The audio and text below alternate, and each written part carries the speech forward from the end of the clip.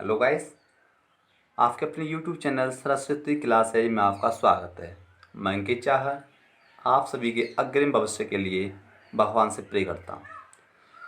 तो आज हम क्लास 10th का समांतर श्रेणी का पार्ट 4 अपलोड करने जा रहे हैं।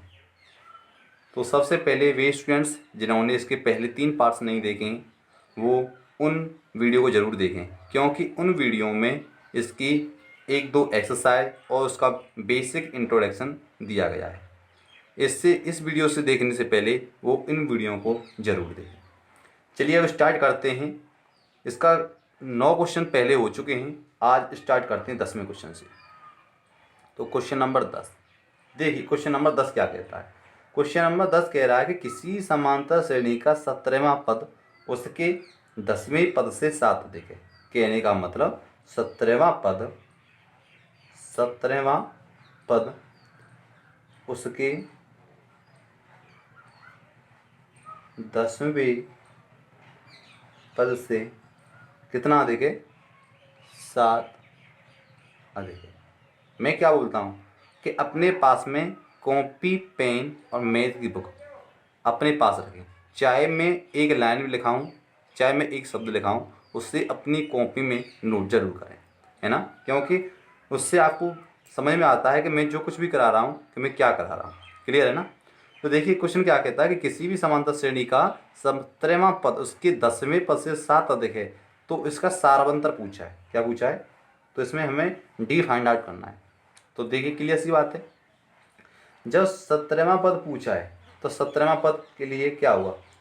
17वां पद 17वां पद का मतलब क्या हुआ? ए प्लस 16d।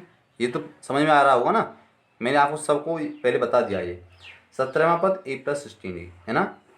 17वां पद 10वें पद से, तो 10वां पद कितना हो जाएगा फिर? 10वां पद हो जाएगा ए प्लस 9d। क्लियर सी बात है। उससे कितना अधिक है? 7। तो हम इक्वेशन बनाएं तो वो कहना चाह रहा है कि 17वां पद मतलब ए प्लस 16d है, वो ए प्लस 9d से कितना अधिक है? 7 अधिक है। क्लियर सी बात है, 7 अधिक है। तो इसे सॉल्व कर दें।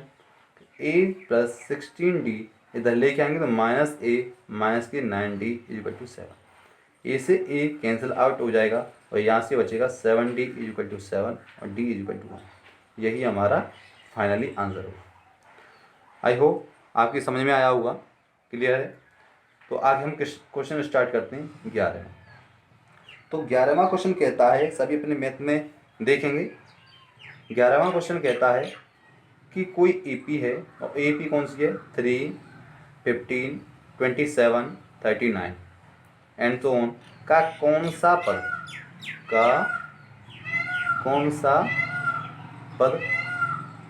54वें मतलब 54वें टर्म्स से 132 अधिक होगा। कितना? 132 अधिक होगा, है ना। क्लियर सी बात है। ये बोल रहा है कि 132 अधिक होगा। तो देखिए किस प्रकार सॉल्व करेंगे इसे। हमें पता है कि यहाँ फर्स्ट टर्म ए कितना है? 3 है। अगर हम यहाँ से डी निकालें तो T2 माइनस के T1 मतलब 50 माइनस के 3 इक्वल टू 12। ये हमारा क्या हुआ? ये हमारा हो गया डी, है ना। अब ये बोल रहा है कि 54वें पद से कौन सा पद 54वें पद से 132 अधिक है। तो पहले हमें ये पता होना चाहिए कि 54वां पद क्या है ना। सीधी सी बात है ना। कह रहा है कि 54वें पद से 132 अधिक है, तो यहाँ पे हमें पता होना चाहिए कि 54वां पद क्या है। 54वां पद टर्म्स ऑफ 54। तो हम किस प्रकार निकालेंगे? ए प्लस T3d। क्लियर है ना। और जब हमारे पास में ए कितना दिया है? 3 है, 15 और डी कितना है? 12 है ना। तो इसे सॉल्व करेंगे तो 3 ये हो जाएगा 3 और इसको मल्टीप्लाई करेंगे तो ये हो जाएगा हमारा सॉल्व करते हैं हम इसे। सॉरी 53 यहाँ पे ये है 53 सॉरी 3 प्लस 53 इंटू 12 सॉल्व करेंगे तो ये हो जाएगा हमारा 636। अगर इसे ऐड कर देंगे तो 639 है ना। और कैलकुलेट हो जाएगा पूरा। तो कैलकुलेट करने के बाद में इतना आया हमारा 639 है ना। अब वो कह रहा है कि कौन सा पद 54वें पद से, तो माना a पद है, कौन सा a पद 54वें पद से, तो 54वां पद कितना आया, ये लिख दें, तो 54वें पद से कितना अधिक होगा, कितना बोल रहा है वो, कितना अधिक होगा, 132 अधिक होगा। क्लियर है ना, 132 अधिक होगा। दिख रहा है ना सभी को। तो देखिए यहाँ से ए एन बराबर 54वें पद से 132 होगा, तो ए एन यहाँ से हमारा 54वां पद कौन सा आया है, 639 आया ना, 639, ठीक है। तो 639 प्लस 132, तो ये हो जाएगा 11 7 और ये 7, एनवा पद कितना हुआ, 771 हुआ है ना। तो हमने माना कि ए एनवा पद है, ये 77 हो जाएगा, ठीक है। लेकिन वो पूछ रहा है कि इतने का कौन सा पद, कौन सा पद मतलब एन पूछा है, एन बताना है कि एन कितना होगा। तो देखिए मैं सॉल्व करता हूँ यहाँ पे, आगे यहाँ पे सॉल्व करता हूँ मैं इस क्वेश्चन को। देखिए यहाँ पे हमने देखा कि ए एन इक्वल टू 771 आया, सॉल्व करेंगे हमारा, है ना। तो हम जानते हैं कि फॉर्मूला क्या होता है कि A N is equal to A plus N minus 1 into D. Clear सी बात है, इतना होता है। तो ए एन कितना आया, 771। ए कितना आया है, ए कितना है हमारा वैल्यू 3 है ना, 3 प्लस एन फाइंड करना है हमको। और डी कितना दिया है, डी हमने अभी निकाला था यहाँ पे, ये हमारा डी है 12, कितना है 12। क्लियर सी बात है।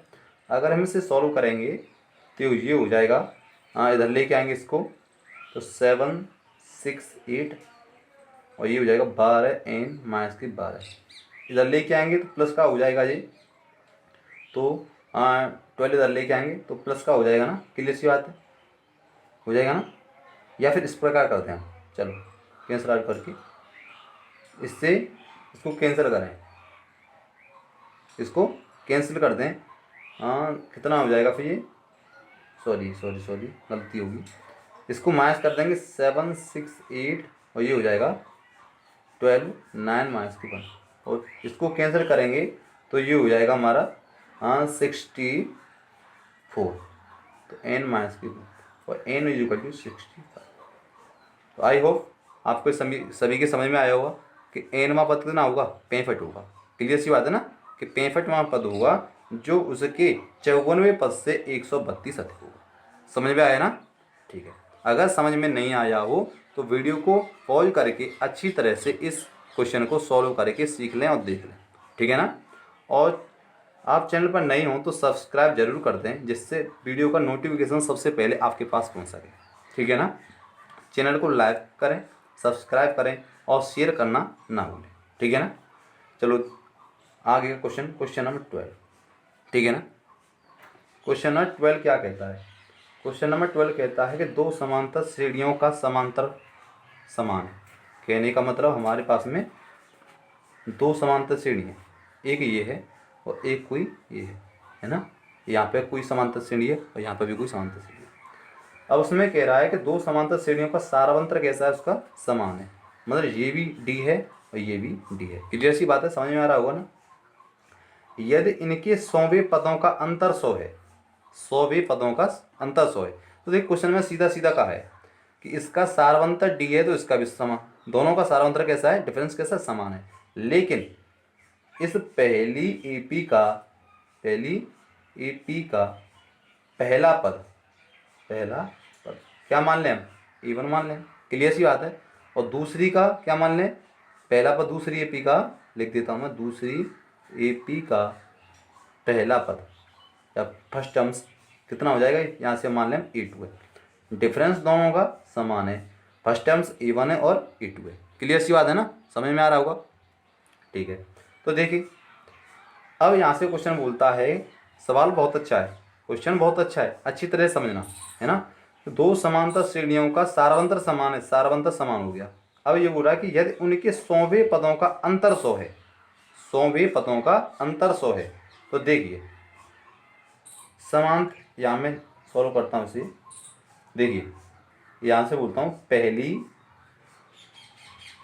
एपी का 100वां पद, पहली एपी का 100वां पद निकालूंगे तो कितना हो जाएगा। आपको पता है कि पहली एपी का प्रथम पद कितना है, A1 है, और 100वां पद पूछा है तो 99D हो जाएगा। क्लियर सी बात है ना। ठीक है, अब पहली एपी का ये हुआ। अब दूसरी एपी का ऐसे निकालें, दूसरी एपी का 100वां पद, दूसरी एपी का 100वां पद, वो हो जाएगा हमारा A2 + 99D। क्लियर सी बात है। अब ये हो रहा है कि इनके 100वें पदों का अंतर 100 है, मतलब 100वां पद पहली का ये हुआ, इक्वेशन फर्स्ट कर दो, इसे इक्वेशन सेकंड कर, और दोनों का डिफरेंस है, दोनों का अंतर है, वो कितना है, 100 है। तो मतलब A1 + 99D इनका अंतर मतलब माइनस, तो A2 + 99D = कितना हुआ, 100। क्लियर सी बात है। अगर इसे सॉल्व करेंगे तो A1 99D minus A2 - 99D = 100। ए यहाँ से 99D से ये कैंसिल आउट हो गया, तो A1 माइनस के A2 इक्वल बचा हमारा 100। क्या बचा, 100। तो ये हमारे पास में वैल्यू आई किसकी, A1 - A2, तो ये हमारा इक्वेशन हो गया 3rd। ठीक है ना। तो यहाँ तक सभी के समझ में आया होगा। ठीक है ना। चलो अब आगे करते हैं इस क्वेश्चन को। अब देखिए, अब ये क्या कह रहा है, हमारे पास में वैल्यू आ गई A1 - A2 = 100। अब वो कहता है कि इनके 1000वें पदों का अंतर क्या हुआ, 1000वें पदों का अंतर। तो हमें 1000वां पद पता होना चाहिए ना पहले, कि 1000वां पद क्या हुआ। तो हम निकालते हैं पहली एपी का, मतलब पहली समांतर श्रेणी का एपी का 1000वां पद, 1000वां पद वो कितना हो जाएगा। तो हमें पता है कि पहला पद एपी का A1 है, 1000वां पद पूछ रहा है तो 1999D। क्लियर सी बात है। अब देखो इसी प्रकार से दूसरी एपी का 1000वां पद, क्लियर है ना। तो ये हो जाएगा A2 999D। क्लियर है। अब इसमें से इसको माइनस कर दूं, क्योंकि वो पूछ रहा है, अंतर ही तो पूछ रहा है ना। इसको क्वेश्चन को मान लें हम, ये हमारा 4th इक्वेशन हो गया और ये हमारा 5th हो गया। तो इक्वेशन 4th - 5th। क्लियर सी बात है। अगर मैं माइनस करता हूँ, अगर मैं माइनस करूँ तो क्या होगा, A1 + 999D, अब मैं डायरेक्ट कर देता हूँ, जब माइनस करेंगे तो ये A2 और ये हो जाएगा इस टाइप से।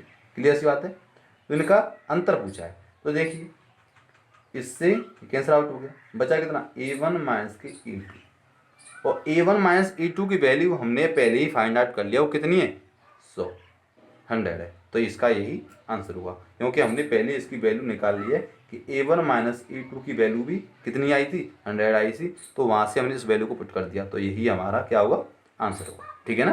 क्लियर सी बात है। ठीक है, सभी की समझ में आया होगा ना। ठीक। अब देखिए क्वेश्चन नंबर 13। क्वेश्चन नंबर 13 है कि 3 अंकों वाली कितनी संख्याएं 7 से विभाज्य है। 3 अंकों वाली कितनी संख्याएं 7 से विभाज्य, 3 अंकों वाली बोल रहा है ना। जब 3 अंकों को वाली बोल रहा है तो हमें पता होना चाहिए कि 3 अंकों की एक ऐसी संख्या लेनी है हमें कि जो 7 से डिविजिबल हो। तो देखिए पहले 3 अंकों की संख्या कितनी होती है, 101, 102, 103, एंड सो कहाँ तक होती है, 109 तक होती है, ये हमें पता है। लेकिन उसने ये बात नहीं बोली है, उसने क्या कहा है, उसने कहा है कि जो 7 से डिविजिबल हों, 7 से विभाज्य हों, वही संख्या लेनी है ना। क्लियर सी बात है। तो 7 से विभाज्य और 7 से किस किस में संख्या में भाग जाता है, जो 3 अंक की हो। तो पहली संख्या होगी, वो होगी 101 में नहीं जाता, 102 में नहीं जाता, 103, 104, हमारा जाता है 105 में। क्लियर सी बात है, 105 में जाता है। अब इसमें 7 ऐड करते जाओ तो 112 में जाएगा, 119 में भी जाएगा, और पीछे जाएगा, ये पीछे हाँ देखेंगे, सॉरी यहाँ पे ये मैंने गलत कर दिया, 109 नहीं, ये होगा हमारा 999 है ना, मिसप्रिंट हो गया 999। तो देखिए तो पीछे से देखें तो लास्ट टर्म्स क्या होगा, जिसमें 7 का भाग पूरी तरीक़ा से चले जाएगा, तो वो होगा हमारा 994। क्लियर है। ठीक है। अब देखिए हम इस क्वेश्चन को सॉल्व करते हैं।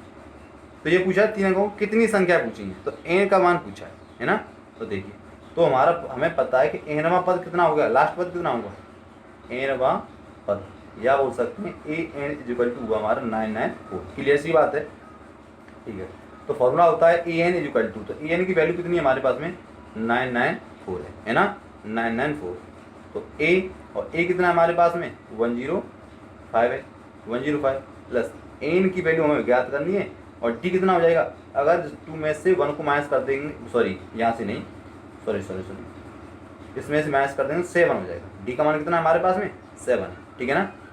तो देखिए सॉल्व करते हैं, 994 में से 105 माइनस करते हैं तो ये हो जाएगा हमारा 889 और n माइनस 1 इक्वल टू 7 और 7 से इसको डिवाइड करते हैं तो 127 इक्वल टू n माइनस 1 और n इक्वल टू निकालें तो यहाँ से 128। कहने का मतलब ये हुआ कि इस श्रेणी में 128 मतलब 128 ऐसे पद होंगे 3 अंक वाले जो कि 7 से पूरे विभाजित होंगे। क्लियर सी बात है, ठीक है। अब देखिए क्वेश्चन हम आगे की तरफ, क्वेश्चन नंबर 14 है ना, सभी की समझ में आ रहा होगा ना, ठीक। तो देखिए क्वेश्चन नंबर 14 क्या कहता है कि 10 और 250, 10 और 250 के बीच में 4 के कितने गुणज हैं, 4 के कितने गुणज हैं। तो ये गुणज का मतलब समझ में आ रहा होगा ना कि ऐसी संख्या हमें फाइंड आउट करनी है कि 10 और 250 मतलब 10 और 250 के बीच में इतनी कितनी संख्याएं हैं कि जो 4 से पूरी तरह है डिविजुअल हों, है ना, समझ में आ रहा होगा ना। तो देखिए तो 10 से 250 के मध्य में पहले तो 12 आएगा, 12 आएगा जो 4 से पूरा है, उसके बाद में 16 आएगा, है ना, कि जो 4 का टेबल होता है वही होगा ना, तो 22, 24 और पीछे होगा 248। क्लियर सी बात है, इतना हो जाएगा, ठीक है। अब ये पूछ रहा है कि 10 और 250 के बीच में 4 के कितने गुणज हैं, तो n की वैल्यू हमें फाइंड आउट करनी है। तो सभी क्वेश्चन को कर सकते हैं ना, कोई दिक्कत नहीं है। a इक्वल टू कितना दिया है 12, डी निकालेंगे 16 माइनस के 12 इक्वल टू 4 हो जाएगा। क्लियर है ना। अगर इसे क्वेश्चन को सॉल्व करेंगे हम आगे, तो देखिए मैं यहाँ पे क्वेश्चन को सॉल्व